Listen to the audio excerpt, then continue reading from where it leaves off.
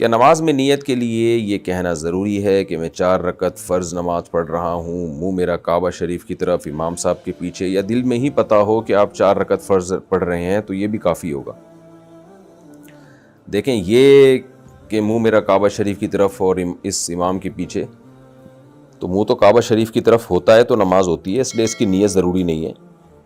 باقی یہ کہ امام کے پیچھے میں دل میں اتنا ارادہ کافی ہے کہ میں جماعت سے نماز پڑھ رہا ہوں، اکیلا نہیں پڑھ رہا۔ بعض دفعہ انسان صف میں کھڑا ہوتا ہے، اپنی نیت باندھ لیتا ہے، تو دل میں بس اتنا ارادہ ہوتا ہی ہے جب آپ صف میں کھڑے ہیں تو اور کیا کرنے کے لیے کھڑے ہیں؟ اپنی نماز تھوڑی پڑھنے کے لیے کھڑے ہیں۔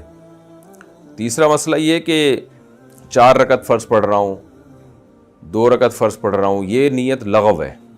آپ فجر کے 2 فرض پڑھ رہے ہیں اور آپ نیت یہ کریں میں 4 پڑھ رہا ہوں، تو بھی فجر کے 2 ہی ہوں گی، اس سے کوئی فرق نہیں پڑے گا، کیونکہ وہ اللہ کی طرف سے پہلے سے 2 رکعت متعین ہے، آپ کے 4 کہنے سے وہ فرق نہیں پڑے گا۔ ظہر میں آپ نے یہ نیت کر لی کہ میں ظہر کی 2 رکعت پڑھ رہا ہوں، تو بھی نماز آپ کی ہو جائے گی، کیونکہ ظہر کی 4 رکعت ہوتی ہیں، 2 ہوتی نہیں ہیں۔ سفر میں آپ نے 2 پڑھنی ہے، اگر آپ نے یہ نیت کر لی میں 4 پڑھ رہا ہوں تو بھی 2 ہی پڑھنی پڑیں گی اور نماز ہو جائے گی، کیونکہ سفر میں اللہ کی طرف سے 2 متعین ہے۔